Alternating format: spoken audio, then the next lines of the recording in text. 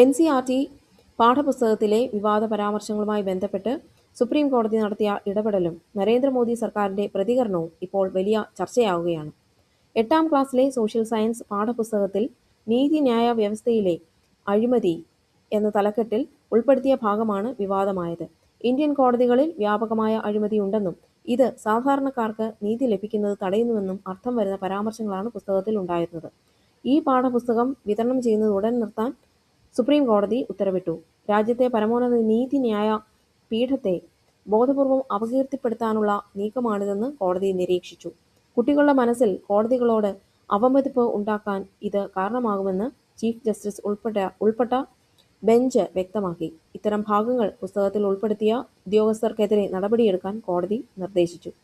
കേന്ദ്ര വിദ്യാഭ്യാസ മന്ത്രി ധർമ്മേന്ദ്ര പ്രധാൻ ഈ സംഭവത്തിൽ ഖേദം പ്രകടിപ്പിച്ചു. പാഠപുസ്തകത്തിൽ ഇത്തരം ഭാഗങ്ങൾ വന്നത് ഗൗരവകരമായ തെറ്റാണെന്ന് അദ്ദേഹം സമ്മതിച്ചു. നരേന്ദ്രമോദി സർക്കാർ നീതിന്യായ വ്യവസ്ഥയെ അത്യധികം ബഹുമാനിക്കുന്നുണ്ടെന്നും ഈ വിവാദ ഭാഗങ്ങൾ സർക്കാരിന്റെ ഔദ്യോഗിക നയമല്ലെന്നും അദ്ദേഹം വ്യക്തമാക്കി. വിവാദമായ ഭാഗങ്ങൾ നീക്കം ചെയ്യാനും പുതിയ പുസ്തകങ്ങൾ അച്ചടിക്കാനും NCERTക്ക് സർക്കാർ നിർദ്ദേശം നൽകി.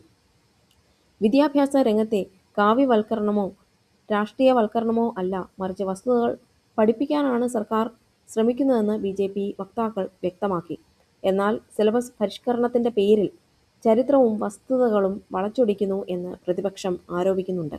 കോൺഗ്രസ് ഉൾപ്പെടെയുള്ള പ്രതിപക്ഷ പാർട്ടികൾ ഈ വിഷയത്തിൽ സർക്കാരിനെതിരെ രംഗത്തെത്തി. ഭരണഘടനാ സ്ഥാപനങ്ങളെ തകർക്കാനുള്ള ബോധപൂർവമായ ശ്രമത്തിന്റെ ഭാഗമാണ് ഇതെന്നും സിലബസ് തയ്യാറാക്കുന്നതിൽ വലിയ വീഴ്ച സംഭവിച്ചുവെന്നും അവർ ആരോപിക്കുന്നു. തെലുങ്ക് സിനിമാ താരങ്ങളായ വിജയ് ദേവരകൊണ്ടയും രശ്മിക മന്ദാനയും വിവാഹിതരായി. രാജസ്ഥാനിലെ ഉദയ്പൂരിൽ വെച്ച് നടന്ന അതീവ രഹസ്യമായ ചടങ്ങിലായിരുന്നു വിവാഹം. ഉദയ്പൂരിലെ പ്രശസ്തമായ Taj Aravalli resort and spa ആയിരുന്നു വിവാഹവേദി. അടുത്ത ബന്ധുക്കളും തെലുങ്ക്, കന്നഡ സിനിമകളിലെ അടുത്ത സുഹൃത്തുക്കളും മാത്രമാണ് ചടങ്ങിൽ പങ്കെടുത്തത്. പ്രശസ്ത ഡിസൈനർ സബ്യസാചി മുഖർജി ഡിസൈൻ ചെയ്ത വസ്ത്രങ്ങളാണ് ഇരുവരും ധരിച്ചത്.